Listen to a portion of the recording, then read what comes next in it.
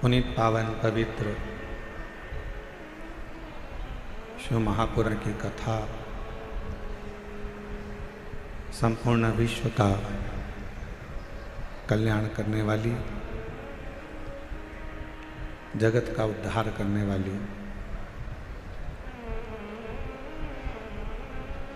इस पवित्र पावन शिव महापुराण की कथा दिल्ली के निरंकारी मैदान में आज से प्रारंभ हुई है। कथा के मुख्य आयोजक मानव सेवा एवं शिक्षा संस्थान दिल्ली, एक बार आयोजक समिति के लिए जोरदार ताली बजाकर स्वागत अभिनंदन। मानव सेवा एवं शिक्षा संस्थान दिल्ली द्वारा आयोजित ये पवित्र पावन शिव महापुराण की कथा माँ यमुना के तट पर दिल्ली की इस पवित्र भूमि पर, जहाँ संत साधु तपस्वी इस निरंकारी मैदान में हमेशा सत्संग कराते रहे, ऐसी पवित्र भूमि पर आज शिव महापुराण की कथा श्रवण करने का सौभाग्य मिला। कथा के मानव सेवा एवं शिक्षा संस्थान के अध्यक्ष श्री कौशल गर्ग समिति अध्यक्ष मयंक जी द्विवेदी जी, डॉक्टर महंत गौरव शर्मा जी, यश गर्ग जी एवं संपूर्ण दिल्ली में निवास करने वाले सभी शिव भक्त, एक बार सभी के लिए जोरदार ताली बजाकर स्वागत करते हैं।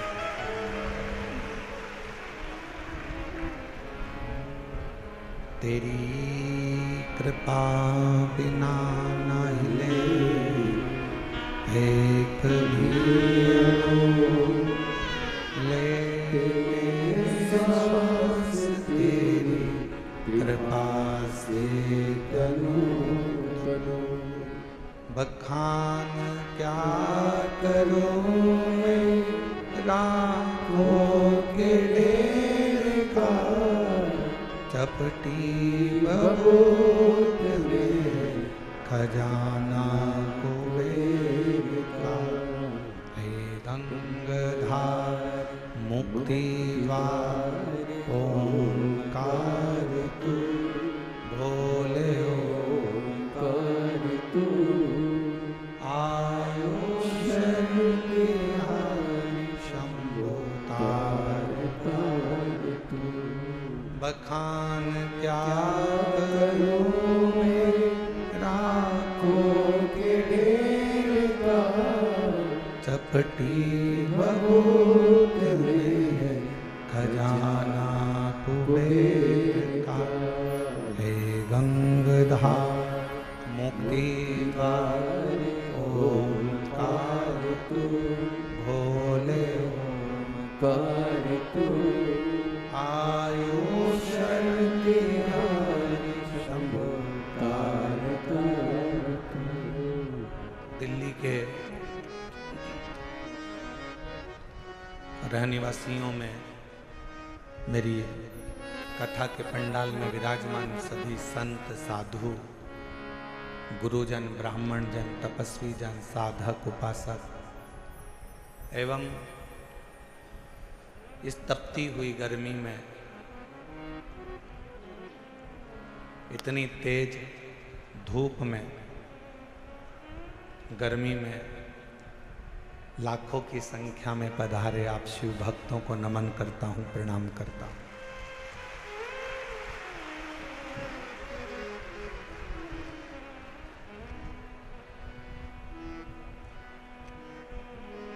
इसमें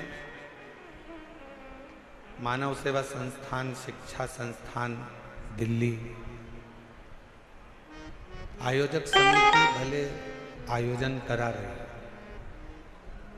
पर इसमें सबसे बड़ा अगर कोई क्रम है तो मेरी जीजियों ने जो शंकर जी को एक लोटा जल चढ़ाया था उसका पुण्य दिल्ली वालों को प्राप्त हुआ।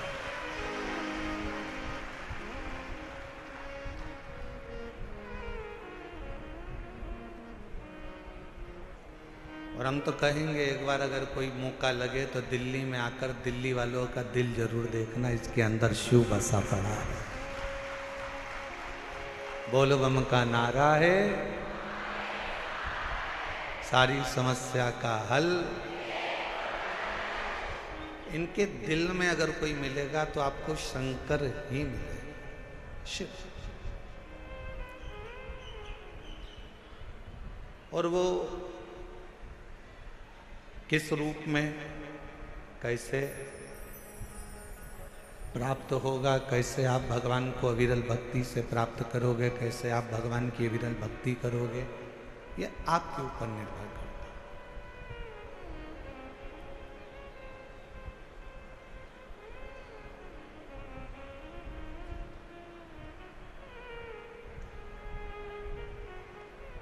अभी हम आ रहे थे तो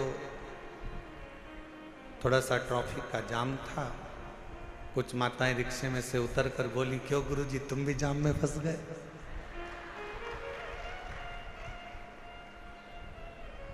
हमने कहा कोई साधारण जाम होता तो बात दूसरी थी, पर आज जो जाम में फंसे हैं ये शिव भक्तों का जाम है, जहां पर भगवान की अविरल भक्ति का स्मरण।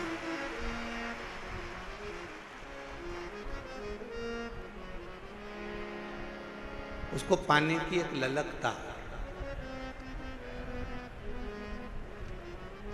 जितने दिल से दिल्ली वालों आप शिव महापुराण की कथा को श्रवण करोगे, ये निश्चित है मेरा शिव आपको खाली नहीं भेजेगा। आपकी भक्ति शिव के प्रति। और मैंने तेरे ही भरोसे बाबा, तेरे ही भरोसे हवा विच उड़ती जावांगी बाबा, डोर तो छड़ी कटी जावांगी। भोले मैं तेरी कदम, शंभू मैं तेरी कदम, हवा विच उड़ती जावांगी बाबा। शिव केवल एक भगवान ही नहीं, शिव केवल एक देवता ही नहीं, शिव हमारे शरीर में जो श्वासें चल रही है, जो धड़कनें निकल रही है, जो श्वास हमारे शरीर में प्रतिदिन चल रही है, वही शिव है, वही शिव।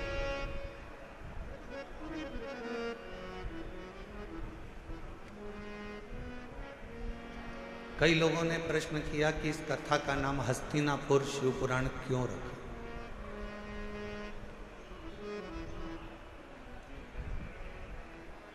आपने कई कथा सुनाई, कहीं का नाम नंदी रखा, कहीं पर आपने देवी के ऊपर, शक्ति के ऊपर, शिव के ऊपर, गणेश के ऊपर कथाओं का स्मरण करा। पर दिल्ली में जो कथा हो रही है इसका नाम हस्तिनापुर शिव पुराण क्यों रखा? क्योंकि इस हस्तिनापुर को बसाने वाले एक राजा हुए जिनका नाम था हस्ती,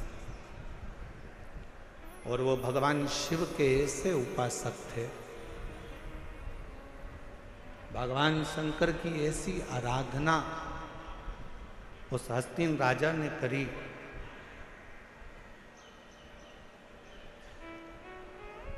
कि स्वयं शिव उस राजा के कल्याण के लिए इस पृथ्वी पर अपना चरण रखकर उस राजा के कल्याण के लिए इस भूमि पर आ जाते हैं।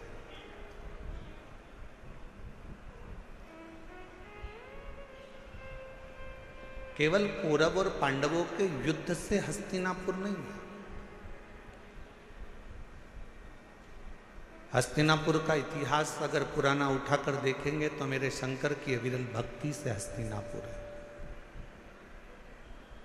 और इस हस्तिनापुर में वही राज कर सकता है जो शिव का परम उपासक हो, जिसने शंकर की अविरल भक्ति को अपने जीवन में उतारा हो। चाहे वो युधिष्ठिर हो, चाहे वो अर्जुन हो, चाहे वो नकुल हो, सहदेव हो, पांडव हो।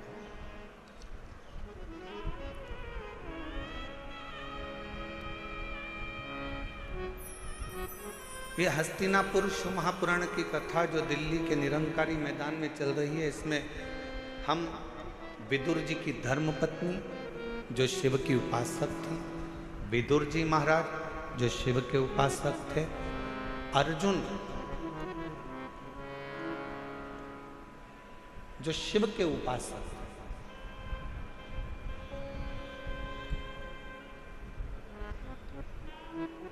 गुरु द्रोणाचार्य ने अपने 105 शिष्यों को बुलाया, 100 कौरव 5 पांडव। शिक्षा का पहला दिन था, और शिक्षा का जो पहला दिन होता है वो बड़ी परीक्षा का दिन होता है। कथा का जो पहला दिन होता है बड़ी परीक्षा का दिन होता है। बहुत सारी विघ्न आते हैं, बहुत सारी तकलीफें आती हैं, बहुत सारी समस्या आती है।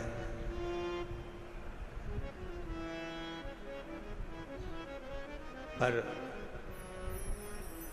हमने एक चीज देखी है दिल्ली प्रशासन की, जो अभी हम लोग आते आते देख रहे थे, कि यहाँ के कलेक्टर महोदय हों, यहाँ के कमिश्नर महोदय हों, यहाँ के आईजी डीआईजी हों, यहाँ के टीआई हों, यहाँ के एसपी हों, एसएसपी हों, यहाँ का एक एक प्रशासनिक बल हमने देखा कि पूरे कथा के पंडाल पे ही नहीं, पूरी रोड पर भी व्यवस्था में लगा हुआ था। एक बार यहाँ के कमिश्नर महोदय, यहाँ के IG DIG, collector, SP, SSP, TI जितने भी यहाँ पर लगे हैं, उनके लिए जोरदार ताली की गर्जना करो। कि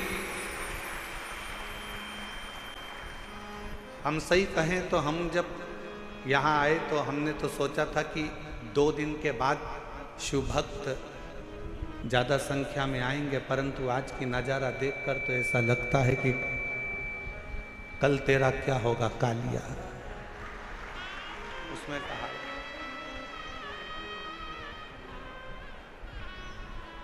हमने यजमान से पूछा तुमने कितने पंडाल बनाए, तो कहा 3 पंडाल ये है, पीछे के पंडाल, साइड के पंडाल से मिला लो तो 8-9 पंडाल बने हुए हैं। फिर हमने आते आते पूछा पंडालों में जगह कितनी खाली है, तो कि 1 पाँव रखने की जगह नहीं है, सारे पंडाल बाबा के भरे पड़े हुए हैं। और इसको कौन संभाल रहा, कौन? एक बार फिर प्रशासन के लिए जोरदार ताली बजाओ। संभालने वाली ये प्रशासनिक व्यवस्था, यहाँ के कमिश्नर महोदय हो, कलेक्टर महोदय हो, एसपी हो, एसएसपी हो, आईजी हो, डीआईजी हो, एसडीएम हो, यहाँ का पूरा पुलिस बल, ट्रैफिक पुलिस हो, चाहे अन्य बल हो, यहाँ की चिकित्सा विभाग, सब संभालने वाले।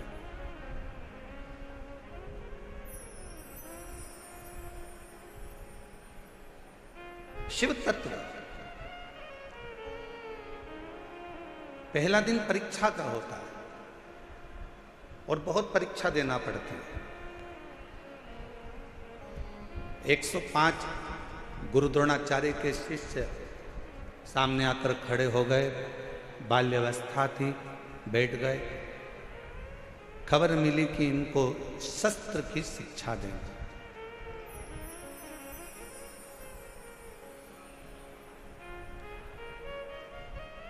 इनको शस्त्र शिक्षा देना है। गुरु द्रोणाचार्य ने इसी हस्तिनापुर में बैठकर कहा,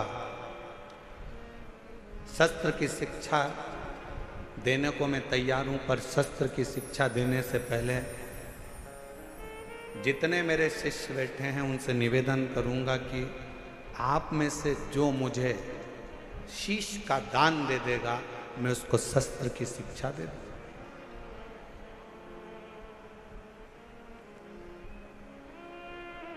जितने कौरव बैठे थे वो सारे के सारे उठकर चले गए कि शस्त्र की शिक्षा नहीं चाहिए, अगर सिर ही कट जाएगा तो शस्त्र किस काम का।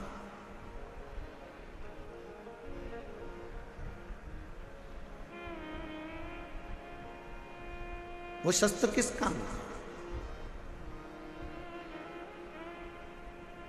जैसे हमने पहले भी कथा में कहा, फिर कहते हैं, शिव महापुराण की कथा में जब भी आओ तो अपने साथ कोई कीमती सामान लेकर, सोना चांदी हीरा पन्ना चैन अंगूठी मोबाइल पर्स कोई भी कीमती सामान लेकर मत आओ, क्योंकि यहाँ एक ही कीमत वाला है और वो मेरा देव अधिदेव महादेव मेरा शंकर है। आपकी चप्पल भी अगर कीमत वाली है ना तो उसको भी कथा के पंडाल में लेके मत आओ, घर में अलमारी में सजा के रखो।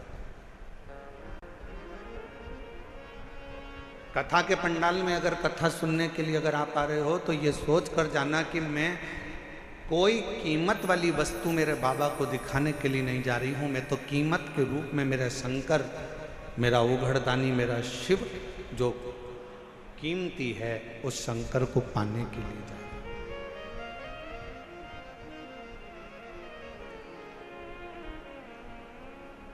हम चेन पहने हैं, बार बार अपना ध्यान चेन पर जाएगा। हम अंगूठी पहने हैं तो अंगूठी पर जाएगा।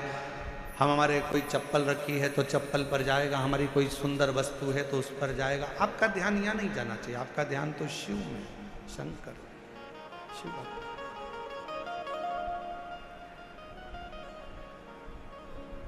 और मेरे भोले तेरा सहारा है,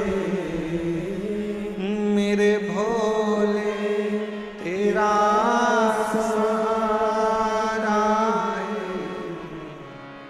मेरी नैया का तू किनारा है, मेरी नैया का तू किनारा है, मेरे बाबा तुझे पुकारा है, मेरे बाबा तुझे पुकारा है, मेरी नैया का तू किनारा है, मेरी नैया का तू किनारा है।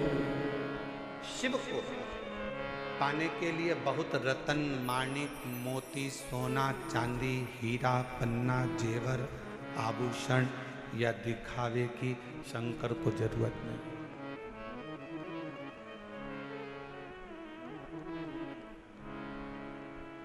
तुम्हारे धन की भी शंकर को जरूरत नहीं।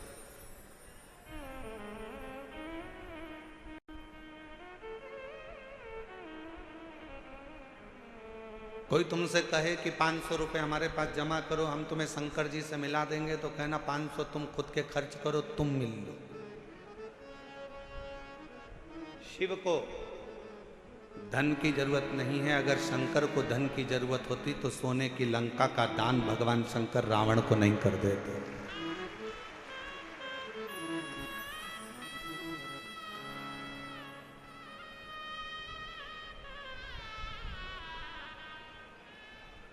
शिव को तुम्हारे वैभव की जरूरत नहीं है कि तुम दिखावा करो कि मैं शंकर जी को 1.25 लाख बेलपत्र चढ़ाऊंगा, 50 लीटर दूध चढ़ाऊंगा, या शिव जी को मैं इतना इतना 56 भोग लगाऊंगा। शिव जी कहते मुझे तुम्हारा वैभव भी नहीं चाहिए। क्या करूंगा तुम्हारे वैभव का?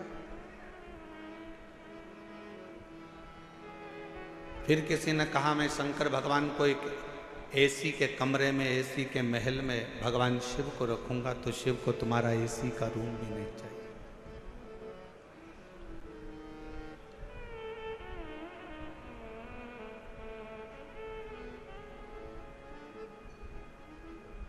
जब प्रेम हो जाता है ना, प्यार हो जाता है, तो छोरी छोरे से कहती है, लड़की लड़के से कहती है कि आप और हम तो एक टूटे हुए झोपड़े में भी रह लेंगे अगर प्रेम है तो, और प्रेम नहीं है तो करोड़ों का महल भी बेकार लगता। शिव भी यही कहते हैं, आपका अगर प्रेम है शंकर जी के प्रति, आप शिव जी को अपना मान लिए हो कि ये मेरा पिता है, ये मेरा बाबुल है, ये मेरा बाप है। अगर तुमने मान लिया कि शिव मेरे पिता हैं, मेरे बाबुल हैं, मेरे पिता हैं, तो फिर महल की जरूरत नहीं पड़ेगी। शिव तुम्हारे दिल में निवास करेंगे, वो दिल कैसा भी हो, वो हृदय कैसा। ना उसको वैभव चाहिए, ना उसको धन चाहिए, ना उसको दौलत चाहिए।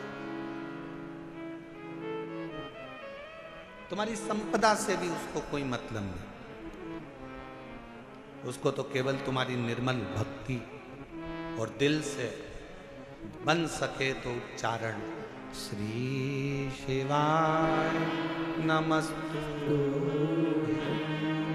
श्री शिवाय नमस्तु, श्री शिवाय नमस्तु, श्री शिवाय नमस्तु। तुमने जो दिल से उसको पुकारा, बस वही उसको चाहिए।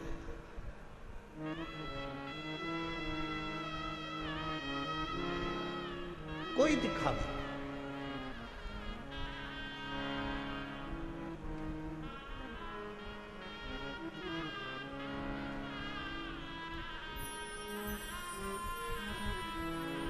कुछ माताएं झंडा ले लेकर पैदल आ रही थी। पूछा,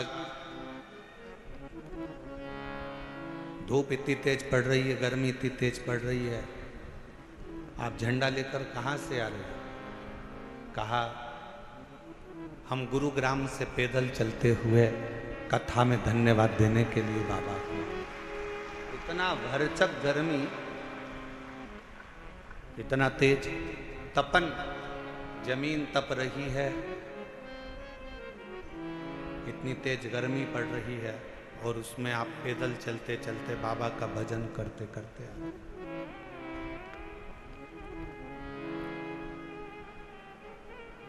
भगवान शंकर का संवाद कह रहा है।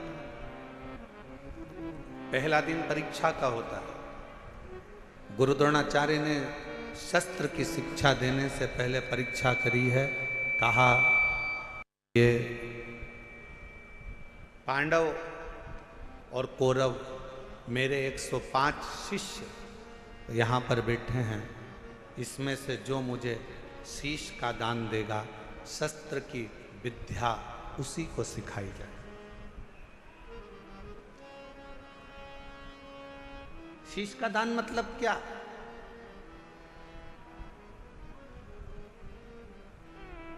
क्यों घर के लोग कहते हैं कि बेटी घर अगर ससुराल जाओ तो सास ससुर के चरणों में झुक जाना, शीश झुकाना।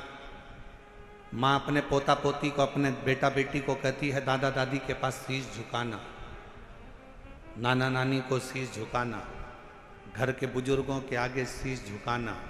शीश झुकाना मतलब शीश का दान दे देना। शास्त्र कहता है शीश का दान का मतलब ये होता है कि आप अपने भीतर का अहंकार उनके चरणों में डाल दिए हो और आपके अंदर अहंकार बचा नहीं है, आप उसके हो गए। अभिमान आपने त्याग दिया, अहंकार आपने छोड़ दिया। कई लोग कथा में भी आते हैं तो शीश का दान नहीं कर पाते, अहंकार को छोड़ नहीं पाते। तुम मुझे पहचानते नहीं हो, तुम मुझे जानते नहीं हो, मैं अब भी फोन लगाती हूँ, देखो अब भी मुझे जगह मिलेगी, अब भी फोन लगाती हूँ। और उसको क्या मालूम कि कथा में आई है तो यहाँ तो नेटवर्क मिलता ही नहीं है।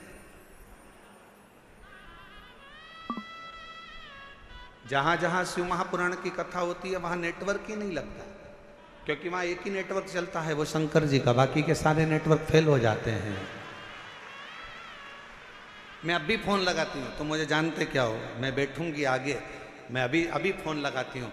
बस हम तो कहते कभी कभी उनसे भी सीखा करो जो तुरंत कहते अब भी फ़ोन लगाती हूँ, 1 मिनट नहीं लगेगा और मेरी गाड़ी छूटेगी, अब भी फ़ोन लगाती हूँ, 1 मिनट नहीं लगेगा और मैं आगे बैठूंगी। ऐसा ही बल तुम्हारे अंदर होना चाहिए। अब भी श्री शिवाय नमस्तुभ्यम बोलती हूँ और मेरा शंकर मेरे पर कृपा करेगा, ये निश्चित है, ये निश्चित है। और जिस दिन आपके अंदर ये बल आ गया ना कि मेरा शंकर, मेरा उघड़दानी, मेरा त्रिकालदर्शी, मेरा कैलाशी, मेरा अविनाशी, मेरा शिव मेरे साथ में है, मैं उसको पुकारूंगी, वो मेरा सुनेगा, मैं उसको आवाज दूंगी, वो सुनेगा। उस दिन सर्वश्रेष्ठ सब कुछ।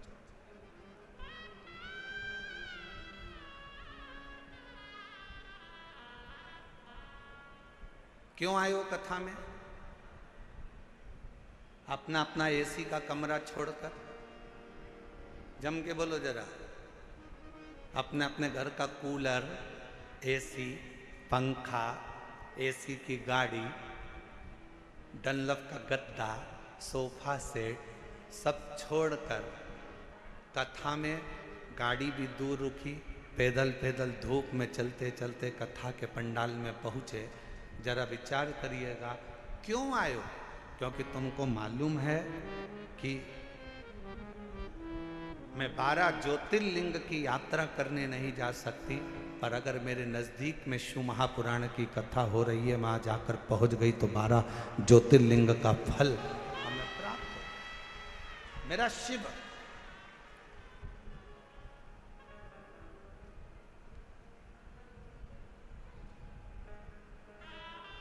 मेरा शिव मुझे यहां मिल जाए।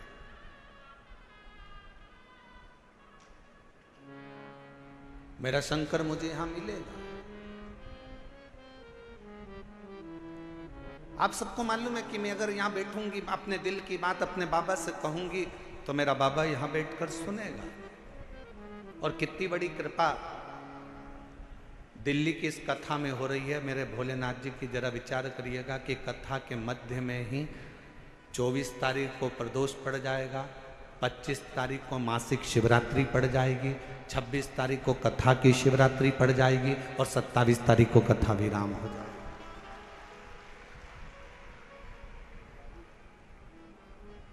अब कितनी पुण्यता है। बस अपने चित्त को, अपने मन को, अपनी भक्ति को शिवमय बनाओ। प्रथम दिन था, गुरु द्रोणाचार्य ने सामने बिठाया अपने शिष्यों को, 105 शिष्य सामने बैठे।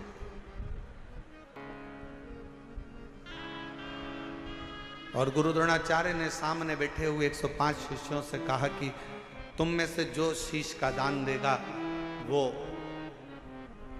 शस्त्र विद्या सीख सकेगा। शीश का दान मतलब अब शिष्य समझे तो बात। जो समझे वो तो जाने ना। शीश का दान का मतलब ये नहीं है कि गुरु ने कहा कि शीश का दान दे दो मतलब शीश काट दो। नहीं नहीं नहीं, शीश का दान का मतलब है कि अपने अहंकार का त्याग करोगे। और जब किसी गुरु की शरणागति में जाओ, कहीं अगर भगवान की भक्ति करने के लिए जाओ, यदि कहीं भगवत भजन करने के लिए जाओ, तो सबसे पहला काम करो कि अपने अहंकार का त्याग करो, अपनी अभिमतता का त्याग करो।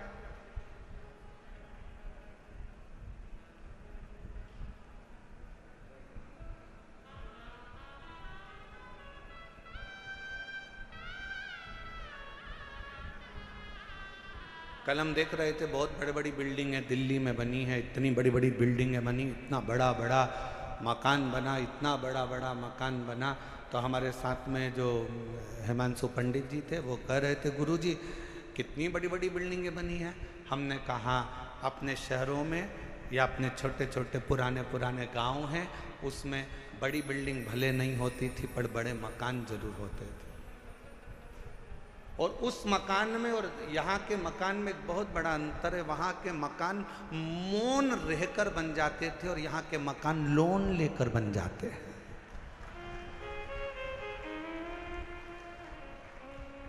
हमने कहा दोनों में अंतर है। गांव का मकान कैसे बनता है? जम के बोलो जरा सब। लोन लेकर। कैसे बनता है? मौन रहकर गांव का मकान बन जाता था। और शहर में अगर मकान बनाना है, बहुत बड़ी बिल्डिंग बनाना है, तो यहाँ मौन रहने से नहीं, बैंक से लोन लेने से मकान बन पाता। बहुत अंतर है दोनों में। हमारे गाँव में आप जितना मौन रहेंगे, सहज रहेंगे, सरल रहेंगे, उतना उतना कृपा। वो कहते हैं ना कि कहा वर में और आशीर्वाद में बहुत बड़ा अंतर होता है।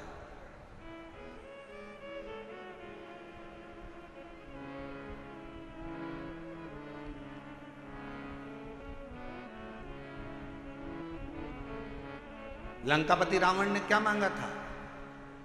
शिवजी से वर मांगा था।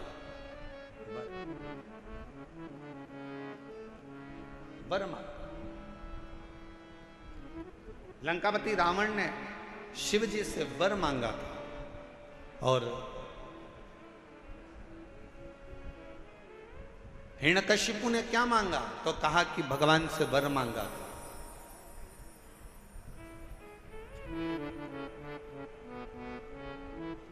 जितना मांगा गया वो वर था। रावण ने वर मांगा, लंका मिल गई, राज्य मिल गया, सत्ता मिल गई, वैभव मिल गया। पर धीरे धीरे एक दिन लंका के राजा रावण को भी प्राण त्यागना पड़ा, छोड़ना।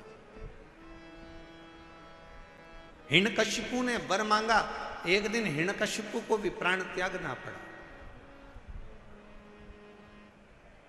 और आप सबसे निवेदन है, शंकर जी के मंदिर में जाकर कभी वर मत मांगना कि भगवान मुझे ये दे दो, भगवान मुझे वो दे दो, भगवान मुझे ये प्रदान कर दो, भगवान मुझे ये प्रदान कर दो। तुम शिव जी के मंदिर में अगर एक लोटा जल चढ़ाने के लिए जाओ तो शिव महापुराण की कथा कहती है कभी शिव के मंदिर में जाकर वर मत मांगना, क्योंकि वर मांगोगे तो एक दिन वो वर समाप्त हो सकता है। शंकर जी के मंदिर में जाकर कहना बाबा मुझे आपका आशीर्वाद दे दो, क्योंकि वर समाप्त हो जाएगा पर आशीर्वाद कभी समाप्त नहीं होता, कभी समाप्त नहीं।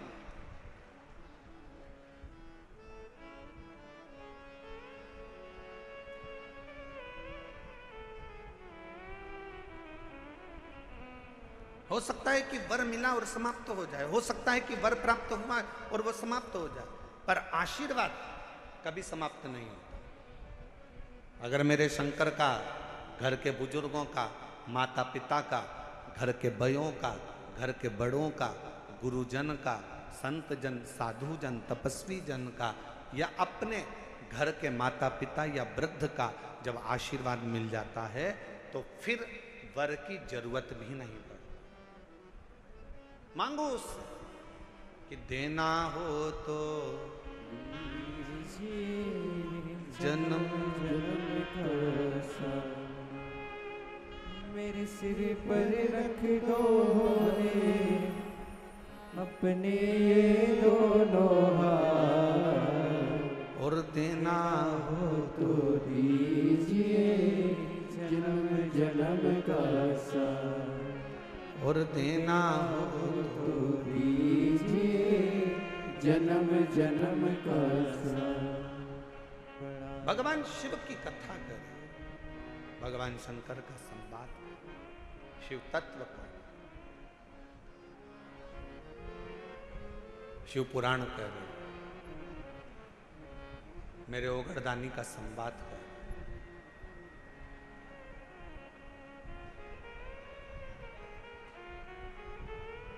शीश का दान दीजिए। गुरु द्रोणाचार्य ने कहा कि जो शीश का दान दे देगा, जो शीश,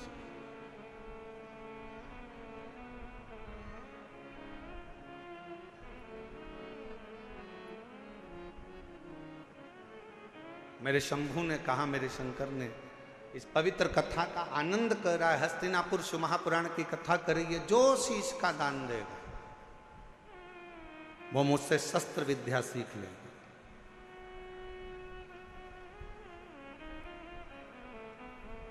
अब कौन शीश का दान दे? सब 105 जितने शिष्य बैठे थे गुरु द्रोणाचार्य के, उसमें से 100 शिष्य उठकर चले गए। 5 शिष्य बैठे रहे पांडव, उसमें भी एक अर्जुन सामने बैठा रहा, तलवार उठाई और शीश के पास लेकर जाने लगा, काट कर शीश का दान देने लगा। गुरु द्रोणाचार्य ने मना कर दिया, मुझे कटा हुआ शीश नहीं, तेरे धड़ पर लगा हुआ शीश मेरे चरणों में पड़ जाएगा, उतना दान बहुत है और मैं तुझे दे दूं, मत दीजिए। शंकर भगवान को तुम्हारा धन नहीं, वैभव नहीं, सत्ता नहीं, दौलत नहीं, शिव जी को केवल तुम्हारा एक लोटा जल शिव को समर्पित कर दो। एक लोटा जल भी नहीं हो तो 3 बार ताली बजा दो, वो भी नहीं है तो मुख से बम बम बोले बोले, ये भी नहीं बोल सकते तो मुख से हर हर महा, इतना कर सकते बहुत।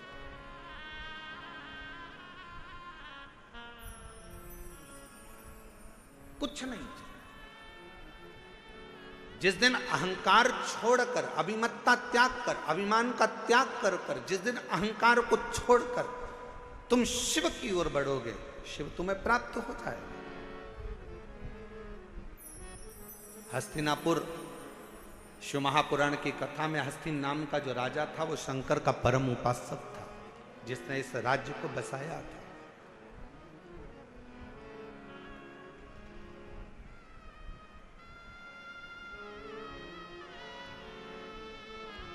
एक शिव भक्त क्या कहता है,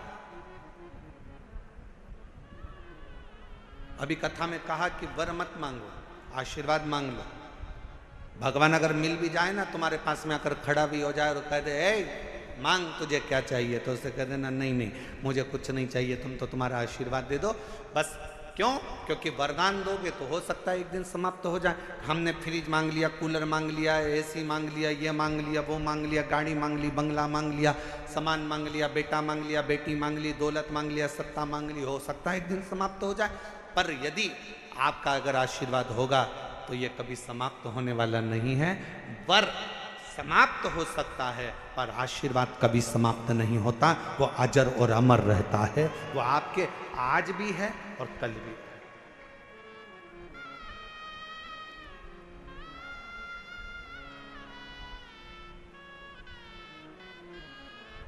इसीलिए कहा कि तेरी कृपा का क्या है भरोसा, कब किस पर हो जाए जरा सी हम पर कर दो।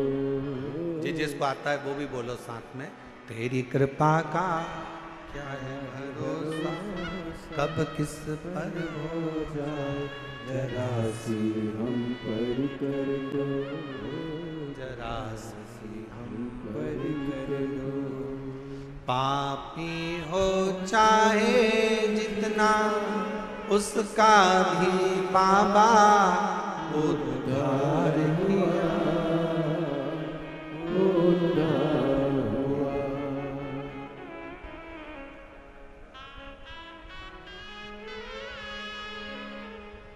जिस पर भी हो गई तेरी करुणा कृपा, वो भव पार हुआ,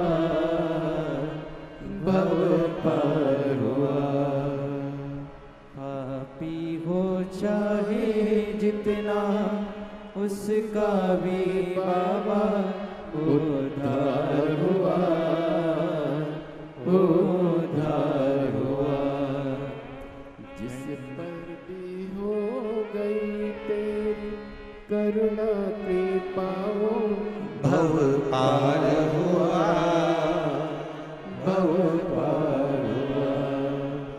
गिद्ध अजामिल गणिका जैसे मन को तुम्हारे भाई जरा सी हम पर कर दो, जरा सी हम पर कर दो। तेरी कृपा का क्या है भरोसा, कब किस पर हो जाए जरा सी हम पर कर दो, जरा सी हम पर कर दो। ज्यादा नहीं, बस आशीर्वाद दे दीजिए, वर नहीं चाहिए, शिव आपका साथ दे दीजिए।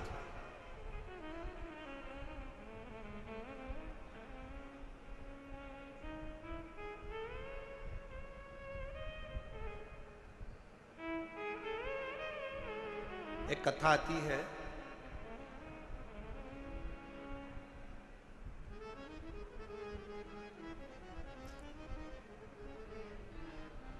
एक नारायण नाम का एक छोटा सा बालक था।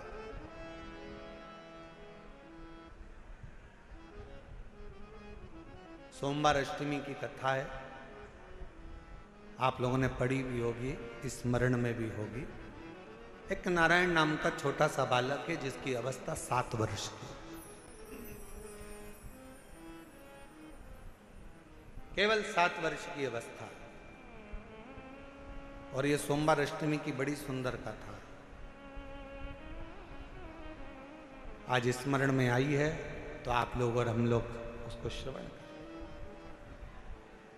और कभी अगर सोमवार की अष्टमी पढ़े तो इस कथा का मनन चिंतन उस दिन जरूर करना। एक नारायण नाम का छोटा सा बालक जिसकी अवस्था 7 वर्ष की, पिता इसका जन्म होने के बाद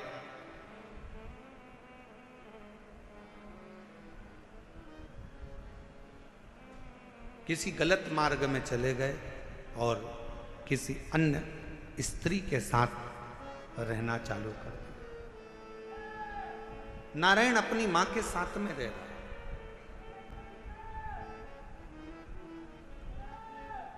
और छोटी सी अवस्था से नारायण बार बार पूछता रहता है। छोटी सी अवस्था से नारायण अपनी मां से पूछता रहता है कि मेरे पिता कहाँ हैं, मेरे पिता कहाँ हैं, मेरे पिता कहाँ। मेरी दिल्ली की जीजियों, मेरे दिल्ली के जीजाओं, मेरी बेटियों बेटाओं, मेरी माताओं, मेरे भाई, मेरी बहनों, बड़ा ध्यान लगा कर सुनना कि जन्म हुआ, पिता ने अपनी पत्नी पर कुछ गलत बातों का इल्जाम लगा दिया और बच्चे को और मां को छोड़कर पिता किसी अन्य स्त्री के साथ चला गया, साथ रहने लगा। गांव बदल दिया, नगर बदल दिया, शहर बदल दिया। पिता दूसरे गांव में, दूसरे नगर में, दूसरे शहर में रह रहा है और यहां मां अपने बच्चे को पाल पोस कर नारायण को बड़ा कर रही।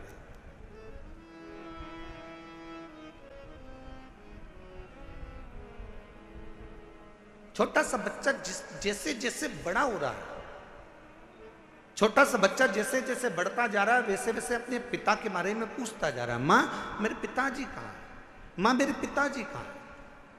जैसे 4 वर्ष के ध्रुव जी महाराज वन से तप कर कर आने के बाद अपनी मां से पूछते हैं कि मां मेरे पिता कहाँ है, और मां क्या उत्तर दे।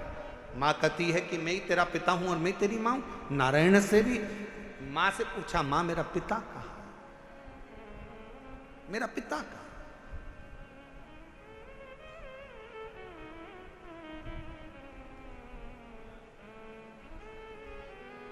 एक दिन गुस्से में आकर मां ने कह दिया, क्या पिता पिता पिता पिता पूछता रहता है, क्या दिन भर पिता का नाम लेता रहता है। मैंने तुझे पाल पोस कर बड़ा करा, कभी मेरा भी नाम लिया कर, क्या पिता का नाम लेता। सोमवार की अष्टमी की कथा कहती है कि पिता का नाम लेते हुए बच्चे को मां ने एक दिन खूब डांटा, खूब फटकारा, पर बेटे की चित्त वृत्ति से पिता का स्मरण जाता नहीं, पिता का स्मरण नहीं जाता। मां मेरा पिता कहाँ है। बच्चे ने फिर जिद पकड़ी। आखिरी में मां ने तुरंत चिल्लाकर कह दिया, पिता पिता कहता है, ये सामने जो पत्थर पड़ा है, सामने जो भाटा पड़ा है, सामने जो कंकर पड़ा है, सामने जो पत्थर पड़ा है, यही तेरा पिता है।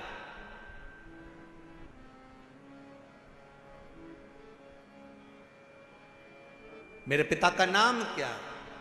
मां ने कह दिया, तेरे पिता का नाम तो वो देव अधिदेव महा।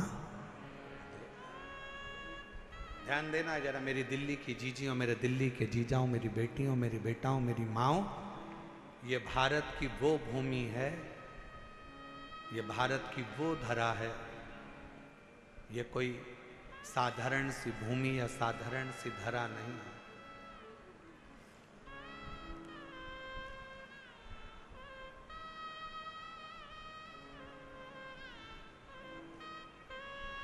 7 द्वीप,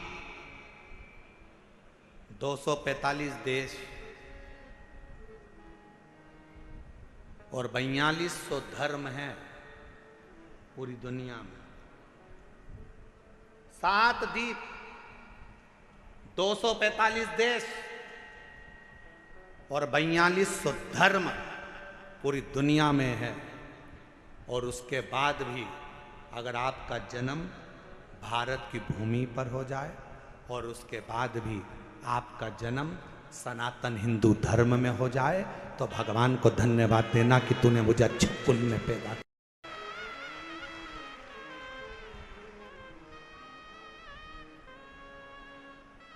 छाती तान कर चलना कि सनातन धर्म में तुम जन्मे हो। 7 द्वीप, 245 देश और 4200 धर्म होने के बाद भी ये भारत की भूमि सनातन धर्म और सनातनी बनकर अगर हम पैदा हुए हैं तो जी हमें गौरव होना चाहिए कि हम भारत माता के इस गोद में अपने संस्कारों से पोषित होते हुए उस महादेव की कृपा से जन्मे हैं। उस महादेव की कृपा से जहां हम अपने रिश्तों को पहचानते हैं, अपनी माता को माता कहते हैं, पिता को पिता कहते हैं, भाई का संबंध रखते हैं, बहन का संबंध रखते हैं, काका काकी का संबंध रखते हैं, नाना नानी का संबंध रखते हैं। सारे रिश्ते हम निभा कर चलते हैं। कोई दूसरे देश में इतने संबंध नहीं निभाए जाते जितने संबंध हमारे भारत की धरा पर एक सनातनी निभा कर चलता है। भारत की भूमि पर एक सनातनी निभा कर चलता है। वो संबंध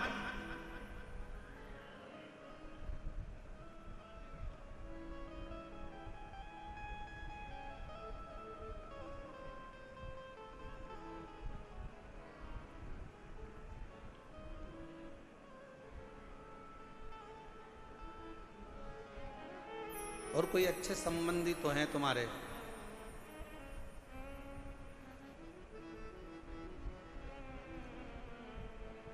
पत्थर का मुख बताकर बेटे से कह दिया नारायण से कि ये तेरा बाप है, ये तेरा पिता है। शिव महापुराण की कथा क्या करती है? शिव महापुराण की कथा ने करा क्या? शिव महापुराण की कथा ने केवल विश्वास जगाया है कि जिस तुम्हारे घर के पास के शंकर के मंदिर में 1 लोटा जल चढ़ाने जाओ, जिस शिव जी के मंदिर में तुम जल चढ़ा रहे हो, जिस शंकर जी के मंदिर में तुम जल चढ़ाने गए हो, जिस शंकर जी के मंदिर में तुम बेलपत्र चढ़ाने गए हो, जिस शंकर जी के मंदिर में तुम स्तुति गाने गए हो, जिस शंकर जी के मंदिर में तुम भजन करने गए हो, जिस शंकर जी के मंदिर में तुम नाम जाप करने गए हो, बस तुमने उसको अपना पिता मान लिया। यही शिव पुराण कर रही हो, ये सोमवार की अष्टमी की कथा कर रही हो।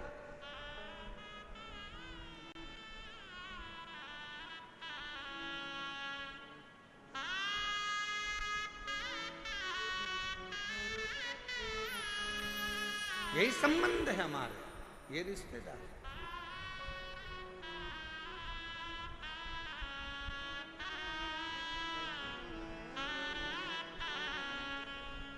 और रिश्ता तेरा मेरा सबसे प्यारा, रिश्ता तेरा मेरा सबसे प्यारा, तू मेरा बाबा मैं हूँ तेरा लाला, मैं हूँ तेरा,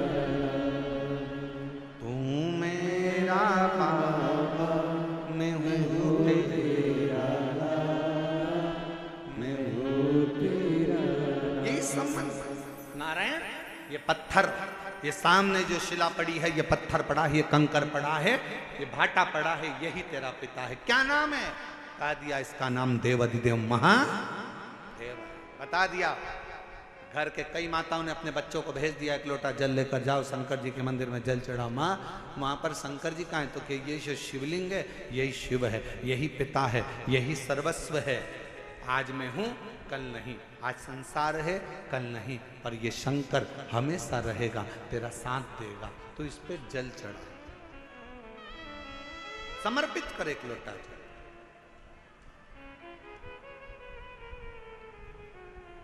और जब सिर पर अगर भोलेनाथ जी का हाथ हो तो फिर क्या दुख। क्या?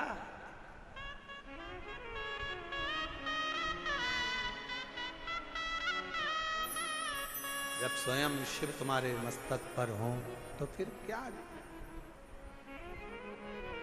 पितु भोले बाबा गौरा मैया, पितु भोले बाबा गौरा मैया, फिर क्यों फिक्र करे मैया, तेरे कटेंगे कष्ट तमाम, फिक्र फिर क्या करना, तेरे कटेंगे कष्ट तमाम, फिक्र फिर क्या करना, क्या करना फिर क्या करना, क्या करना फिर क्या करना, क्या करना फिर क्या करना, क्या करना फिर क्या करना, तेरे सिर पर भोलेनाथ, फिक्र फिर क्या करना, तेरे सिर पर भोलेनाथ, फिक्र फिर क्या करना, दोनों हाथों से भोलेनाथ, फिक्र फिर क्या करना, तेरे सिर पर भोलेनाथ, फिक्र फिर क्या करना, ओ क्या करना फिर क्या करना, क्या करना फिर क्या करना, ओ क्या करना फिर क्या करना, क्या करना फिर क्या करना, तेरे सिर पर भोलेनाथ, फिक्र फिर क्या करना, तेरे सिर पर भोलेनाथ, फिक्र फिर क्या करना, शंभो।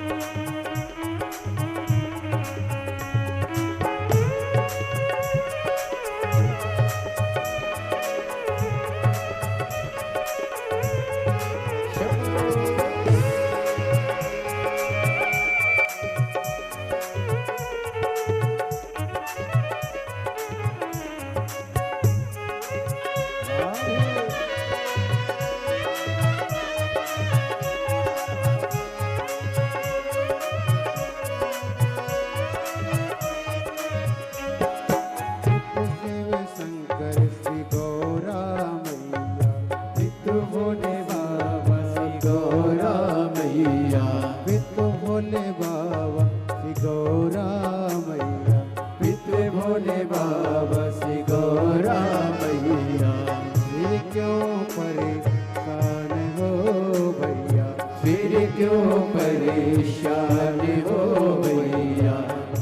क्यों परेशान हो भैया, फिर क्यों परेशान हो भैया।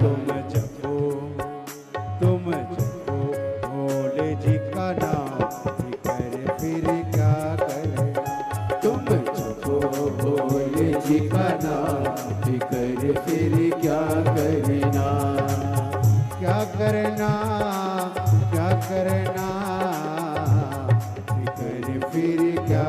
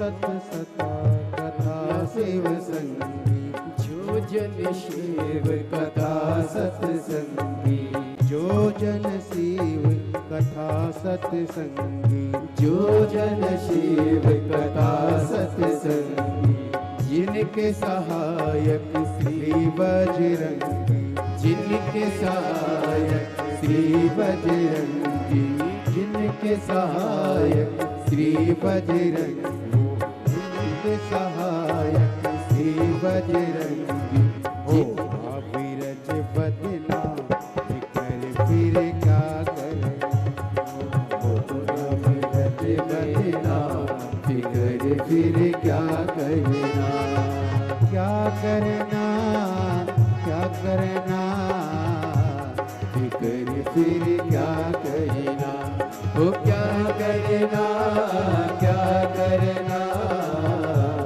फिकर फिर क्या करना, तेरे सिर पर भोलेना, फिकर फिर क्या करना, तेरे सिर पर भोलेना,